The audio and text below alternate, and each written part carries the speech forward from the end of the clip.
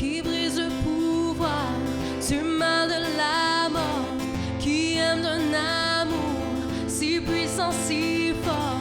C'est le roi de gloire, il est le roi des rois.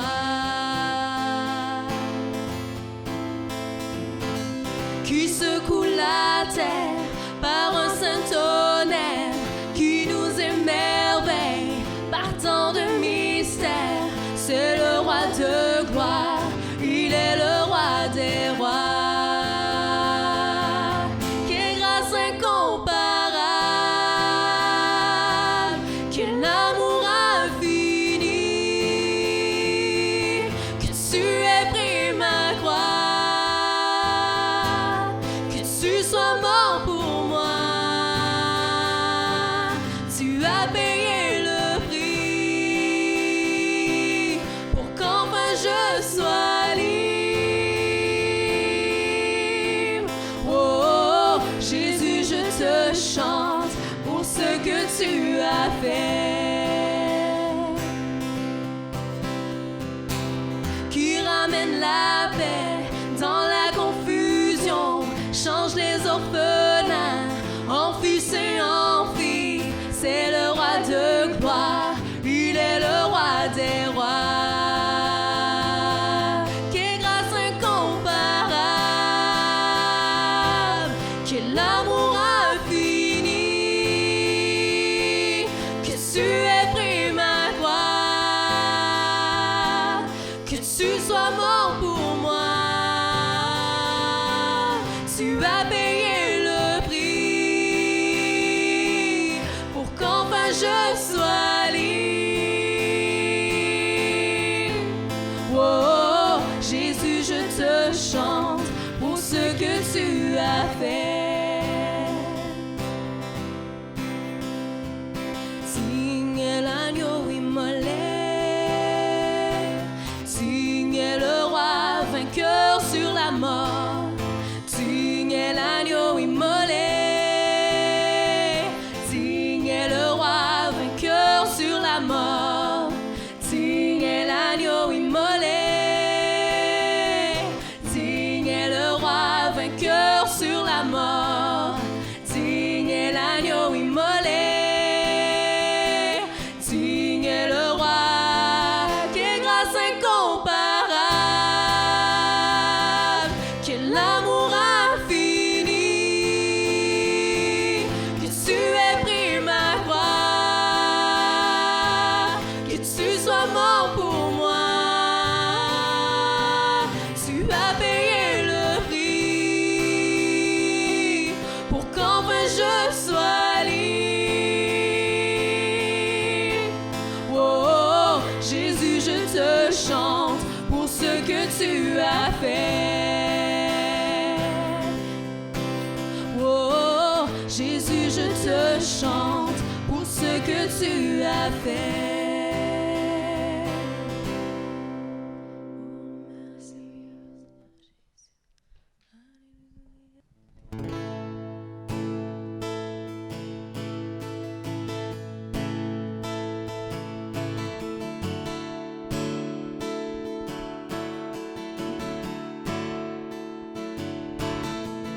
Oh, notre Père, qui est dans les cieux, répands ta gloire sur nos vies en ce lieu, que dans ce temps tu puisses régner, que ta présence soit toujours honorée.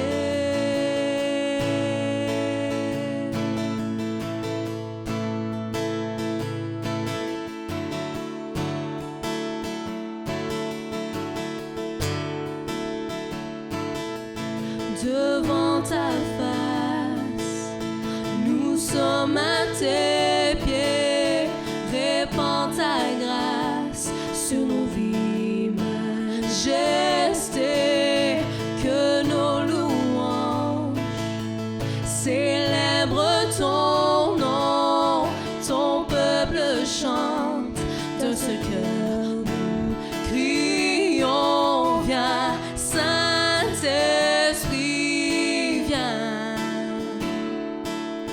Viens, Saint-Esprit,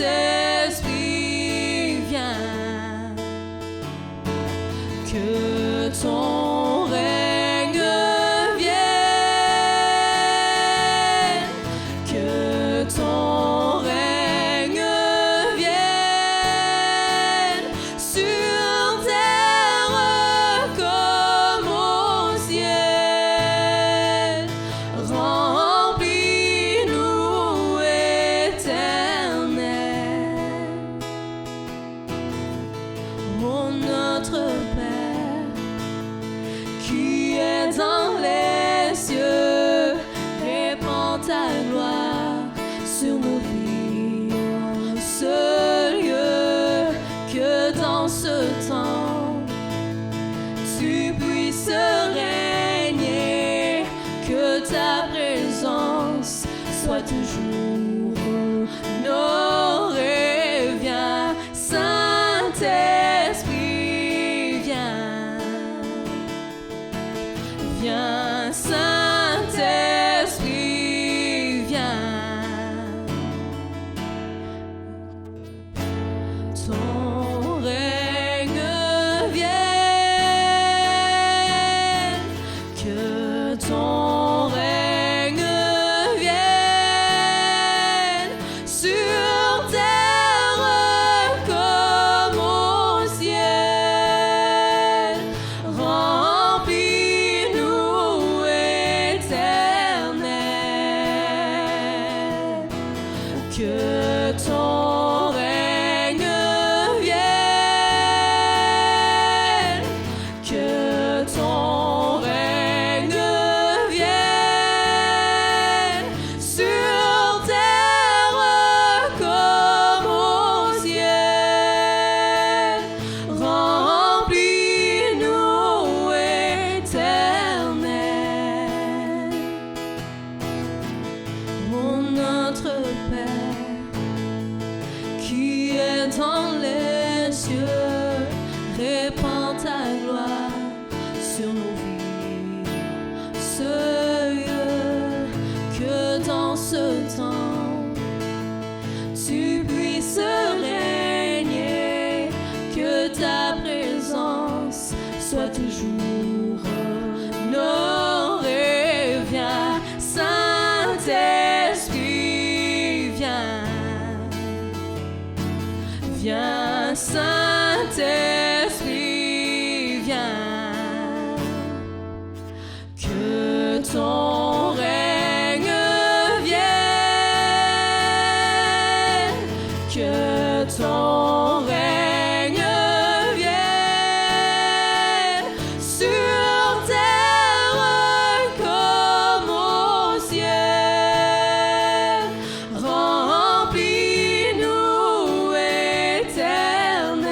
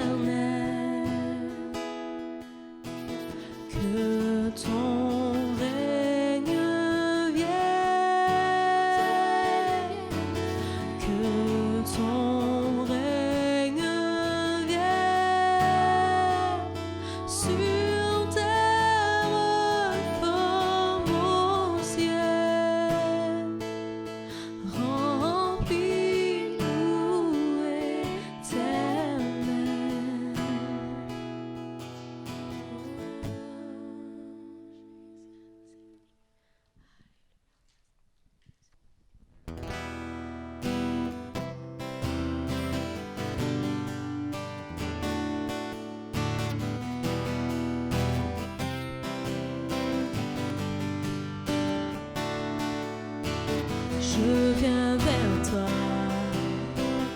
dans le secret. En ta présence, je veux rester. Tu es, tu seras toujours là.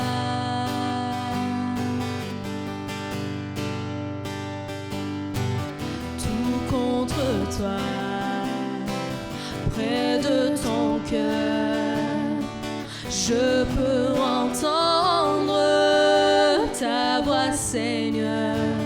Tu es, tu seras toujours là.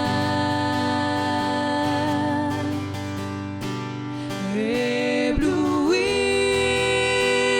devant toi, Éternel.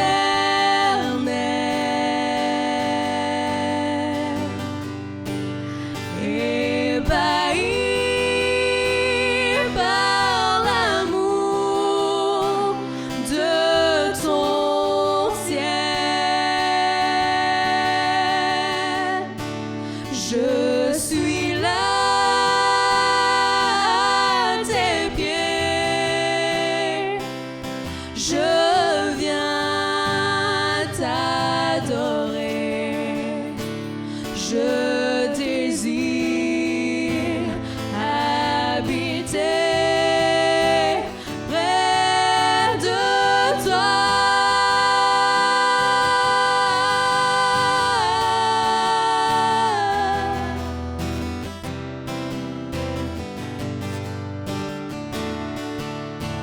Je vois ton bras, je sens ta main, tu me protèges, tu me soutiens, tu es, tu seras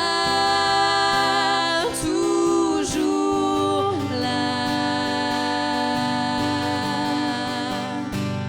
Ébloui devant toi, Éternel.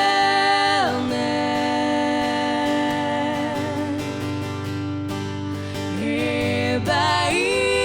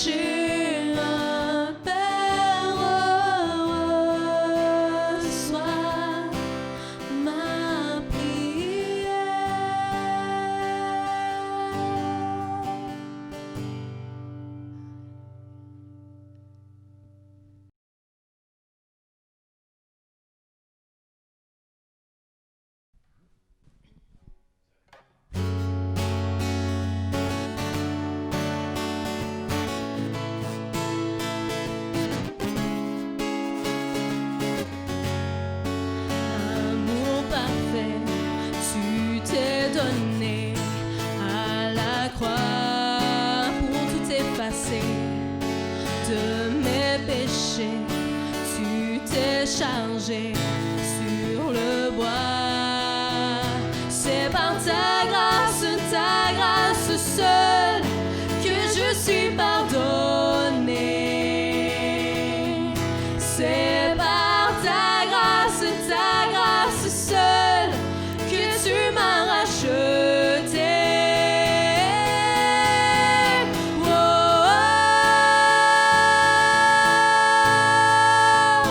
merci pour la croix, ton amour pour moi. Oh,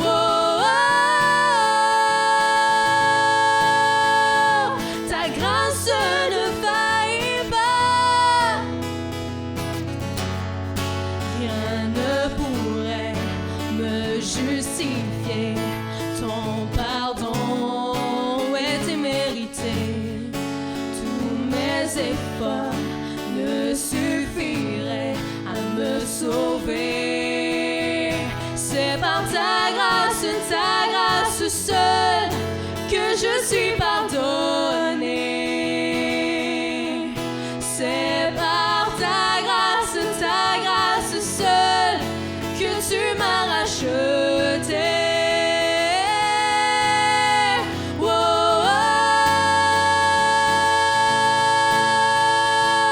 merci pour la croix, ton amour pour moi. Oh, ta grâce ne faillit pas.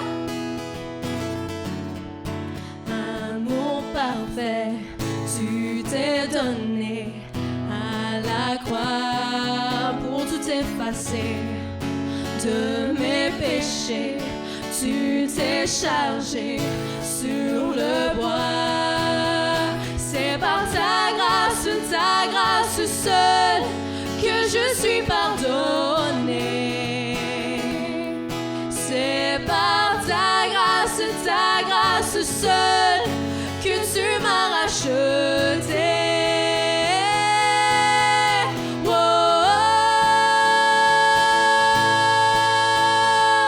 merci pour la croix, ton amour pour moi. Oh, ta grâce ne faillit pas. Rien ne pourra me justifier. Ton pardon est immérité. Tous mes efforts ne suffiraient à me sauver. C'est par ta grâce seule, que je suis pardonné.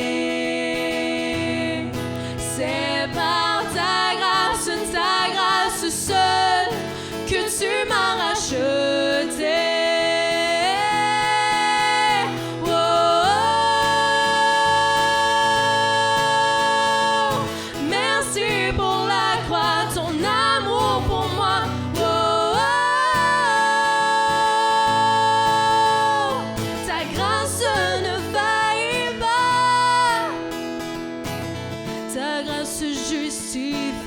Ta grâce m'affranchit, ta grâce purifie, ta grâce m'offre la vie, ta grâce m'a sauvé, ta grâce a pardonné, ta grâce m'a comblé, ta grâce m'a libéré, ta grâce justifie, ta grâce m'affranchit, ta grâce purifie, ta grâce m'offre la vie, ta grâce m'a sauvé, ta grâce a pardonné, ta grâce m'a comblé, ta grâce m'a libéré.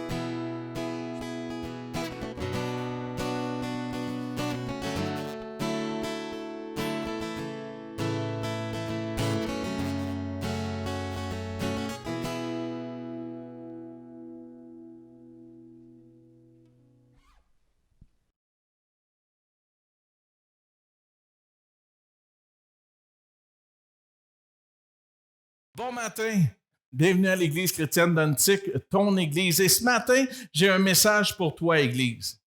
Dans Galates 5, le verset 6, ça dit ceci. « Car en Jésus-Christ, ce qui a de la valeur, ce n'est ni la circoncision ni l'incirconcision, mais la foi qui opère dans l'amour. » Qu'est-ce que ça veut dire, cela?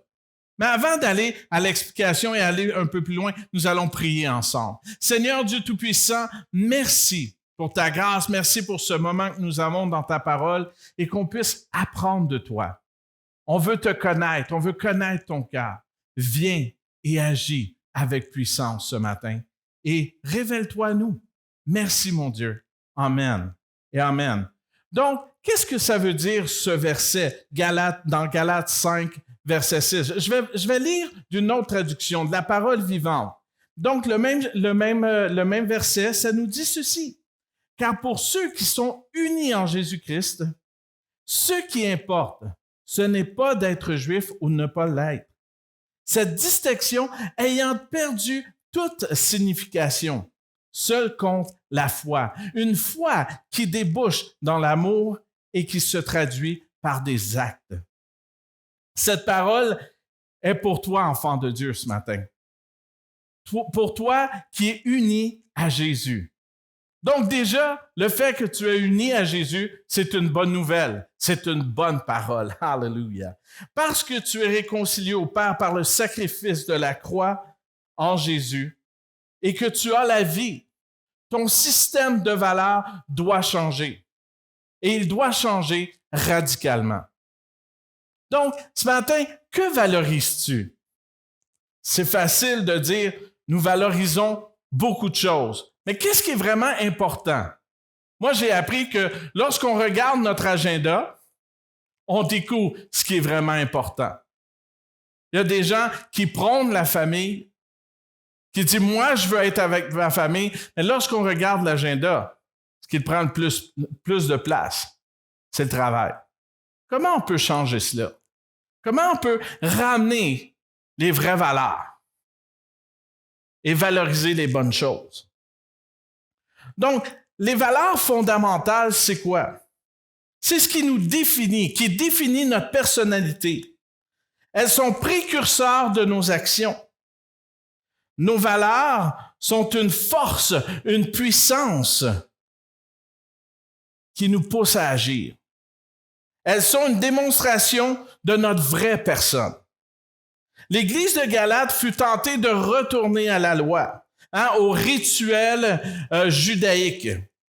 Mais l'apôtre Paul écrit que cette distinction d'identité ou de retourner à ces rituels de la loi ou à cette identité terrestre d'Israël a physiquement perdu toute sa signification.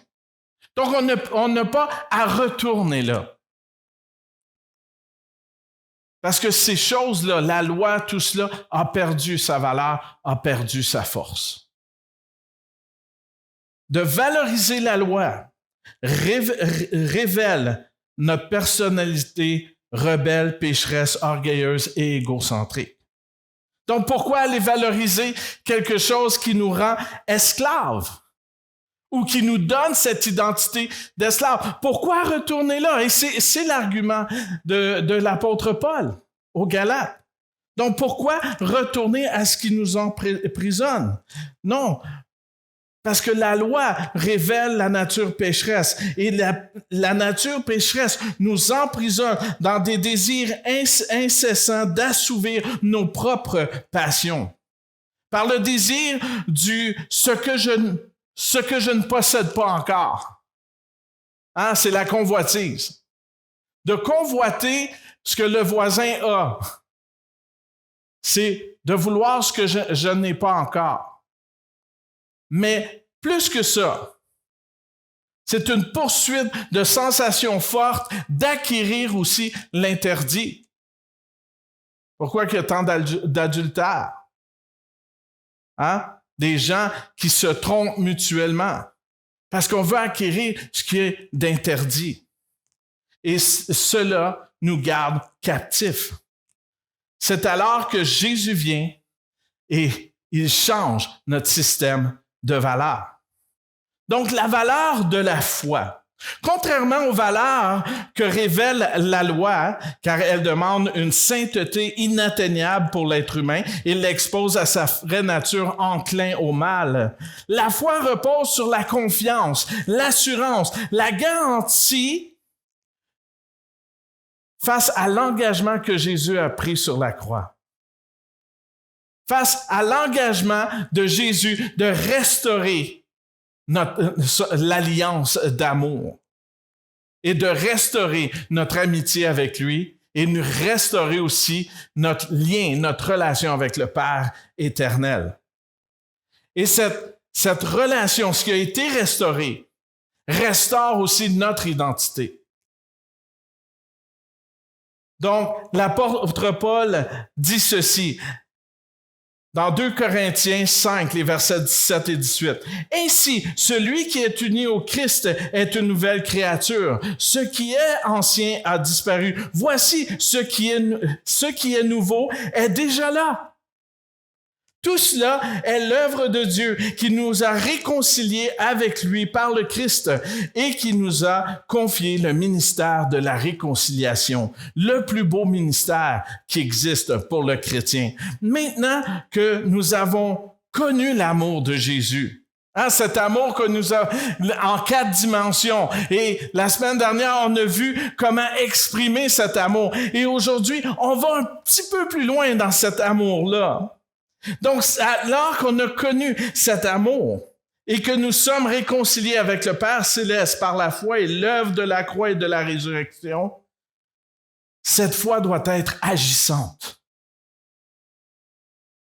Donc, une foi qui agit. Dans Jacques 2, versets 21 à 26, ça dit ceci: « Notre ancêtre Abraham n'a-t-il pas été considéré comme juste sur la base de ses actes, lorsqu'il offrit son fils Isaac sur l'autel. Tu vois bien que sa foi agissait avec ses œuvres et que par les œuvres de sa foi a été amené à la perfection. Ainsi, s'est accompli ce que l'Écriture dit. Abraham eut confiance en Dieu et cela lui fut compté comme justice.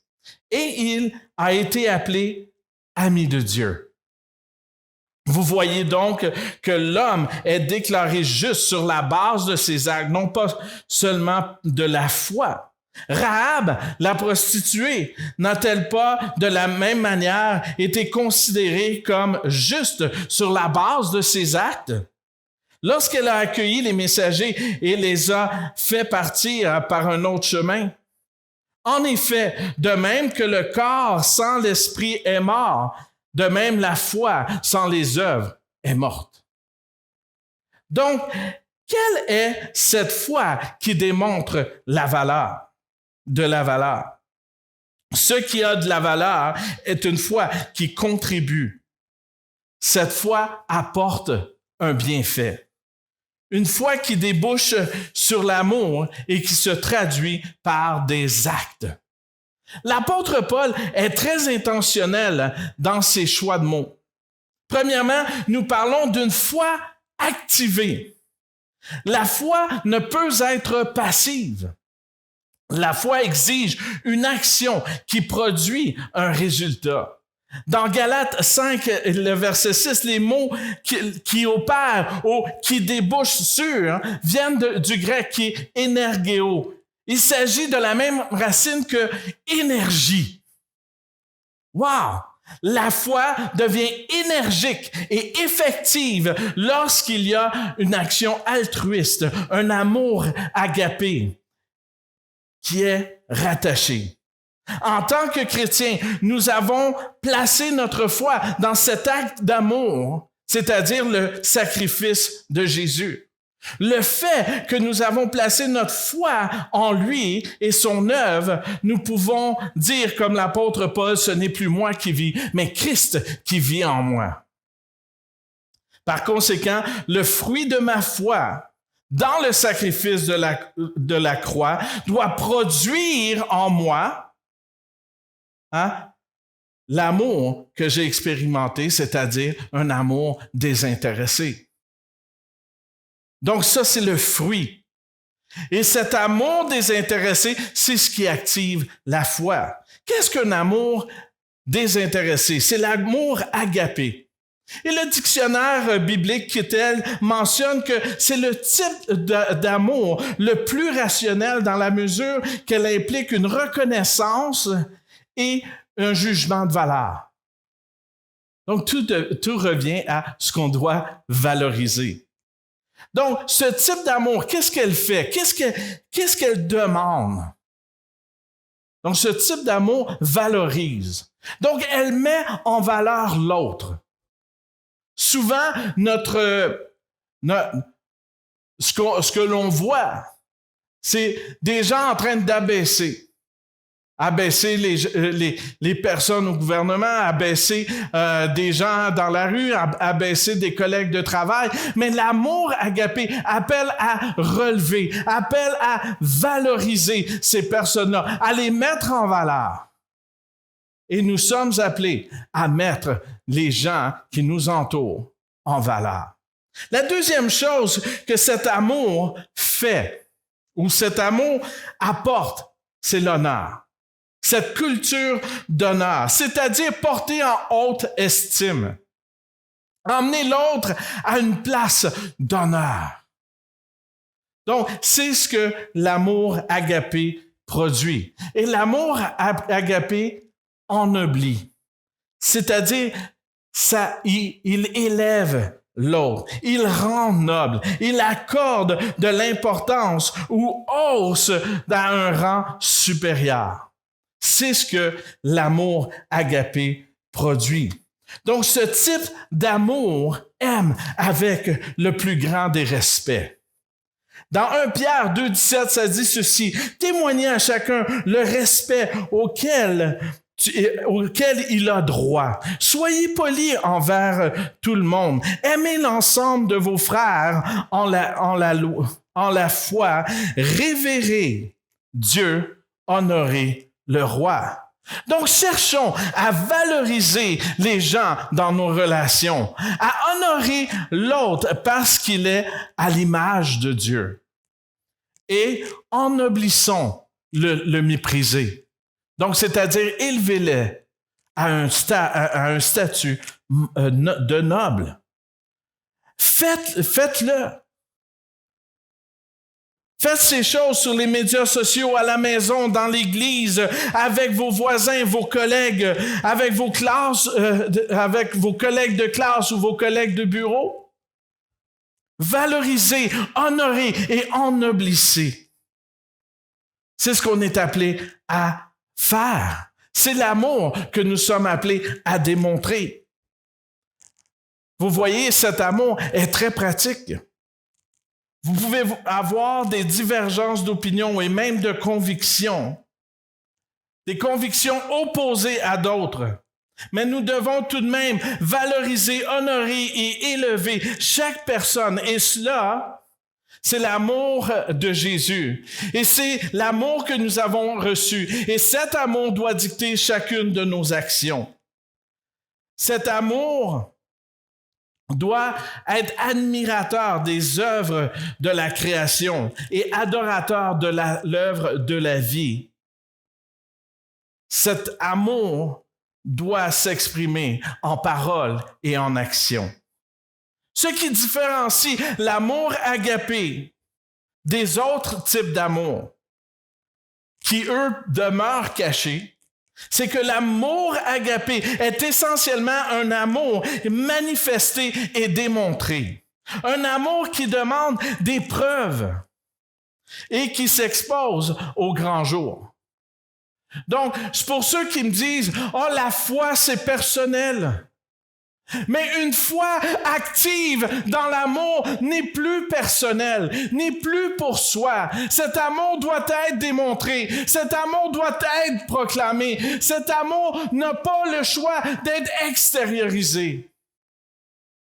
C'est l'amour de Jésus. Jésus n'a pas dit « Ah, je vous aime, créature, mais je vais rester en haut, sur mon trône et voilà. Vous allez mourir. Vous allez être perdus. Mais, tu sais, parce que l'amour que j'ai envers vous est personnel. Non, absolument pas. Il a tout laissé. Il est venu comme un enfant. Et alors qu'il grandissait, il a guéri les malades. Il a fait le bien autour de lui. Il a eu un impact pour sa génération et toutes les générations à venir. Et il a encore un impact aujourd'hui. Pourquoi? Parce que l'amour qu'il est a été extériorisé. Et cet amour continue de faire son œuvre aujourd'hui en chacun de nous. C'est l'œuvre du Seigneur Jésus. S'il est l'incarnation de l'amour agapé. Et c'est cet amour qu'il nous a donné. Donc cet amour, je vous le dis, ne peut pas être gardé à l'intérieur. Cet amour doit sortir. Cet amour doit être communiqué.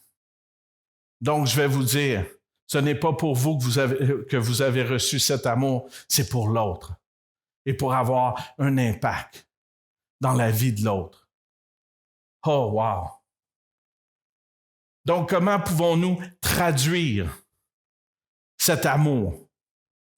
C'est un amour qui démontre ou une démonstration de l'amour. Un amour qui agit. Un amour qui fait quelque chose. Si vous avez la foi, c'est parce que vous avez reçu cet amour qui fait, qui accomplit, qui agit, qui est une énergie. C'est l'amour que vous avez reçu. Cet amour-là est accompagné par le contentement. Un amour qui emmène la joie, une joie complète que l'apôtre Jean va dire, et la satisfaction complète. Chez le chrétien, la signification et l'origine de cet amour émanent de l'amour divin. Dans Romains 5:5, ça dit ceci: « Or, notre espérance ne risque pas d'être déçue, car Dieu nous aime. Il nous a donné son Saint-Esprit qui a rempli nos cœurs de son amour. » Alors que l'amour philéo, l'amour amical est entre deux égaux. L'amour agapé relie une personne de haut statut à une personne inférieure. Hein? Dieu, qui est l'honneur, qui est le roi des rois, le Seigneur des seigneurs, a aimé chacun de nous qui était esclave. Donc, comment un roi peut aimer un esclave? C'est seulement avec l'amour agapé. Cet amour désintéressé, c'est un amour désintéressé et généreux, plein de prévenance et de sollicitude. C'est dans ce sens que Dieu nous a aimés. Puis il t'aime aujourd'hui.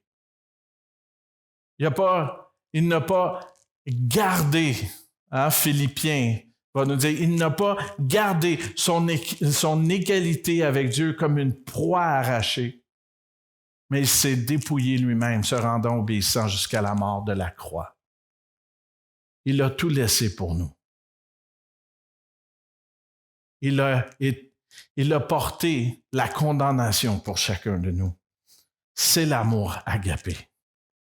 Donc aujourd'hui, peu importe ton statut social, économique ou ethnique ou académique, cet amour est inclusif.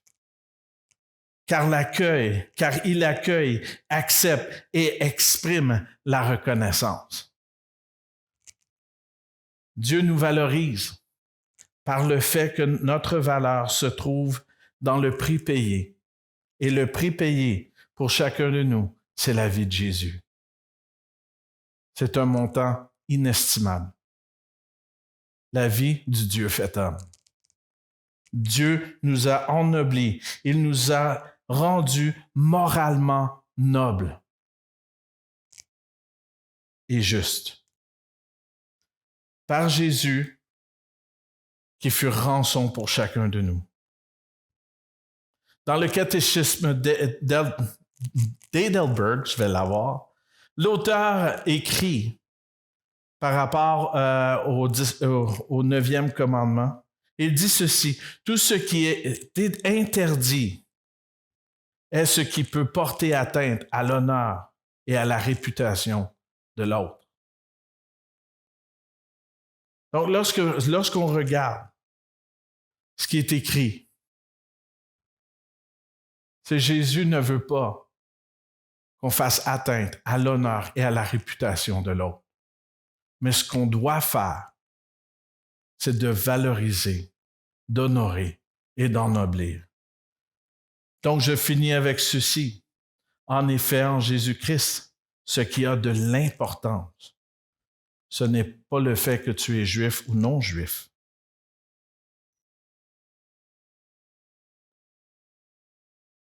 Mais seulement la foi qui agit à travers l'amour. Notre système de valeurs doit radicalement changer. Laissons nos gestes d'amour, ceux qui s'expriment dans la valorisation de l'autre, dans la culture d'honneur et dans l'ennoblissement de l'autre, exposer notre foi en Jésus-Christ. C'est ce que nous sommes appelés à faire. C'est l'amour que nous sommes appelés à démontrer. Donc, aujourd'hui ou cette semaine, qui pouvez-vous valoriser? Quelle parole va élever quelqu'un? Quelle parole va honorer votre collègue de travail ou un membre de votre famille? Une parole de vie, de bonheur, de joie va changer l'autre. Et vous avez ce pouvoir en Jésus-Christ. Donc, merci d'avoir été avec nous à l'Église chrétienne d'Antique. Restez bénis. Je suis chrétien. Et voici mon cœur. Aimez Jésus avec tout ce que je suis et d'aimer les autres comme Jésus m'aime. Que ma vie soit un témoignage pour que le monde voie Jésus en moi. Je partage la foi qui changea ma vie. Et je partage l'espoir qui changea mon éternité. Je suis chrétien. Et voici mon cœur.